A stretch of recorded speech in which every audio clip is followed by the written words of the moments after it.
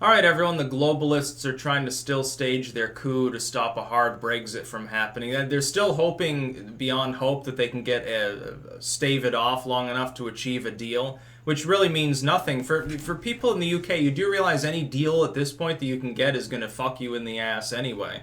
What's the fucking point? Have your hard Brexit, take the pain as it is, and then deal with things after. Why don't you fire up the engines of diplomacy and strike trade deals with non-EU states instead?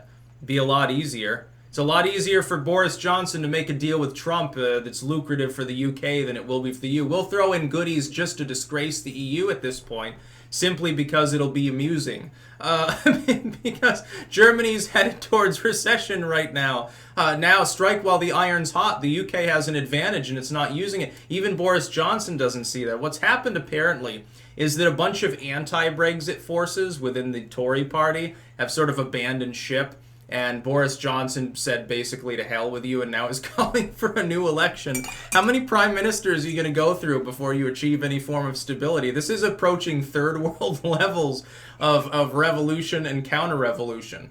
It's like the UK never learned to truly be like a sovereign nation. It can either be an empire that executes internal sovereignty and oppresses others, or it can be a vassal of a foreign multinational authority in Brussels, but it can't simply function like a normal fucking country. It's not capable of being like a Canada or a Brazil or something. It has to have these weird diplomatic entanglements that have a master-servant sort of aspect to them.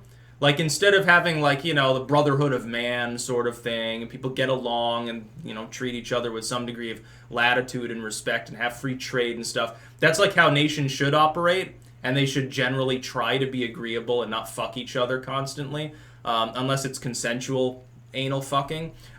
In the case of the UK, it appears impossible.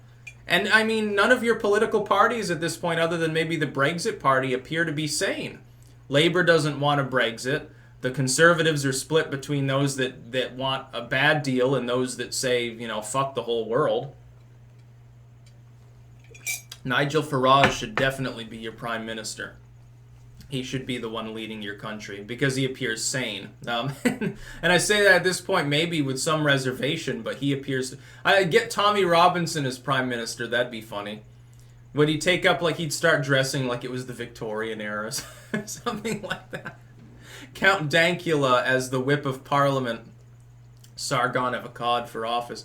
It'd be funny, but I mean, it was funny, when these people, by the way, were actually running within UKIP. Some people thought it was, weird or insane. It looked odd. I didn't think it looked odd at all, because I'm looking at the UK's so-called normal political system and saying it's a bunch of lunatics. It's literally like looking at your parliament and the way it functions is, I hate to say, it's kind of like looking at, wild animals just hooting and hollering at each other. It doesn't make sense. None of the procedures are sensible and amount to anything. It's just a bunch of pompous bullshit with a bunch of rich people in very legalistic ways saying, I deeply respect my kind dear bloke minister, but I must duly disagree with you, and crazy shit like this. Meanwhile, your country's burning into the ground, or into the ocean rather. You can't even exercise sovereignty in the normal way. Pay off the EU, have a hard Brexit, and leave it at that, and then let them negotiate with you afterwards. Theresa May has made it impossible for you to negotiate with the EU anyway. Whether it's Boris Johnson, Theresa May, whoever the hell you put in there, she's already set the framework as being the current agreement, according to her, would have been the UK gets butt-fuck nothing in the negotiations. Nothing. No assurance of any kind treatment. No assurance of any latitude in trade. It doesn't have basically what it would be is it would be like staying in the EU, paying your dues and everything else. You just wouldn't even get a vote now.